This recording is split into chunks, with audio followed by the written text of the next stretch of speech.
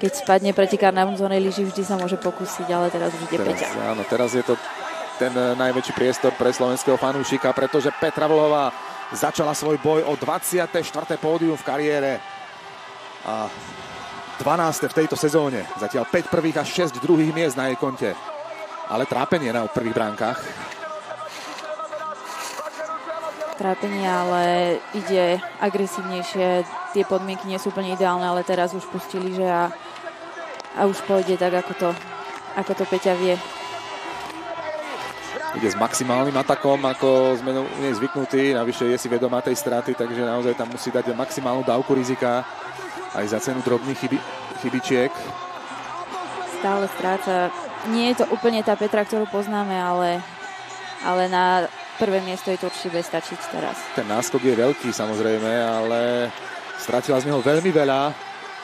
60 stotín ešte zostalo k dobru pre Petru Vlhovú. V tejto chvíli je prvá so 6. druhým kolom. Áno.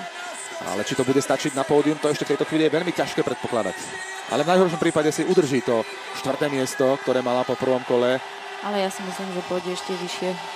Aj keď tá jazda nebola úplne ideálna, tu môžeme vidieť tie drobné chyby, ktoré sa jej stali, a takisto, keď prišla do cieľa, nebola to taká radosť, na ktorú sme zvyknutí, takže Petra si je vedomá, že tá jazda nebola úplne ideálna, ale myslím si, že do nej dala úplne všetko, čo dnes mala, a verím, že na to pódium jej to bude stačiť.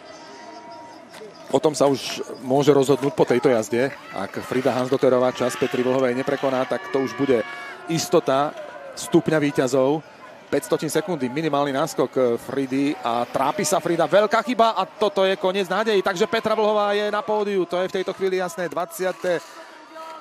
pódium Petry Vlhovej už je istota po tejto ohromnej chybe Hansdotterovej, ktorá absolútne stratila rytmus a teraz sa to prejavia na tom ďalšom medzičase určite.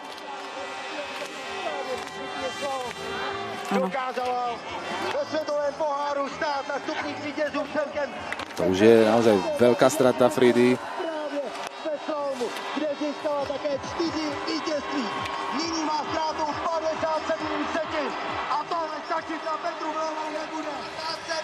Kvetka je na posledných bránkach pred cieľom a je v tejto chvíli až 5. Takže to, čo som predčasne avizoval, ale bolo to naozaj, dalo sa to už po tej chybe predpokladať. Takže Petra Vlhová dnes opäť na stupňoch víťazov. Po včerajšom víťazstve v obrovskom slalome to dnes bude v najhoršom prípade 3. miesto. Toto je ten moment, ktorý pripravil Hansdotterovú o šancu bojovať o najlepšiu trojku. Môžeme vidieť, že tie prvé brány naozaj nie sú ideálne a aj tieto najlepšie pretekárky tam robia chyby, takže teraz sa už len uvidí, ktorá z nich ich urobí najmenej. No a teraz je tu ten súboj dvoch suverene najlepších aktérok prvého kola. Wendy Holdenerová versus Michaela Šifrinová. Wendy jediná dokázala udržať kontakt s Michaelou v prvom kole. Podobne ako v Óre bola po prvom kole na tom naozaj výborne. Ide naozaj, v tých podmienkach ide naozaj úžasne. Ide presne tú líniu, ktorú treba ísť, keď je tá trať rozbitá. Môžeme vidieť, že super jazda stále v podaní Holdenerovej, ktorá má v slalomoch na konte 20 pódiových umiestnení bez jediného víťazstva. Možno to dnes príde. Táto jazda dáva Holdenerovej veľkú šancu. Aj keď je tam Michaela Šifrinová, fenoménka. 1 sekunda a 18 stotín k dobru oproti Petre Vlhovej. 5. najlepšie druhé kolo. Holdenerová je spokojná a bude čakať, čo predvedie najlepšia lyžiarka histórie. Michaela Šifrinová dnes bojuje o 58. víťazstvo celkovo a o 39. slalomové. Už sa blíži aj k tomu absolútnemu slalomovému rekordu Ingemara Stenmarka. So 40 víťazstvami je práve legendárny Švéd absolútnym držiteľom rekordu v najtočivejšej disciplíne. Ten ženský rekord už Michaela prekonala dávnejšie. Ďalší historický rekord môže prísť v prípade víťazstva. A tam bola veľká chyba.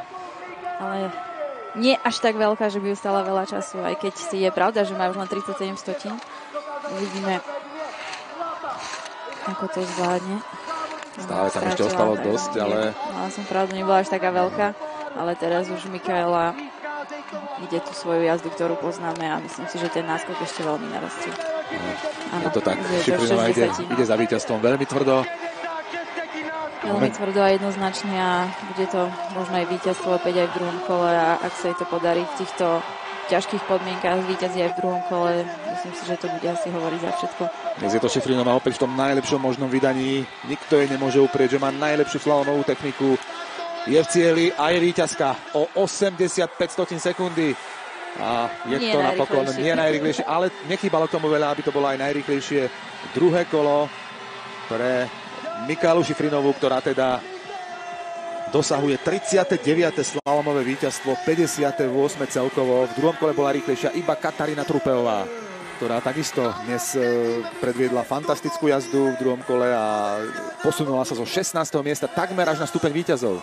Štvrtá je za Petrou Vlhovou.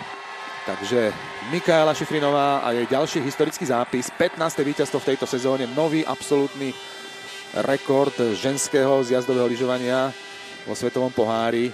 O jedno víťazstvo prekonáva Vreni Schneiderovú, ktorá v sezóne 1988-89 dosiahla tých spomínaných 14 víťazstiev, takže Šifrinová ich má už v tejto sezóne 15. Približuje sa k hranici 2000 bodov, už má 1954.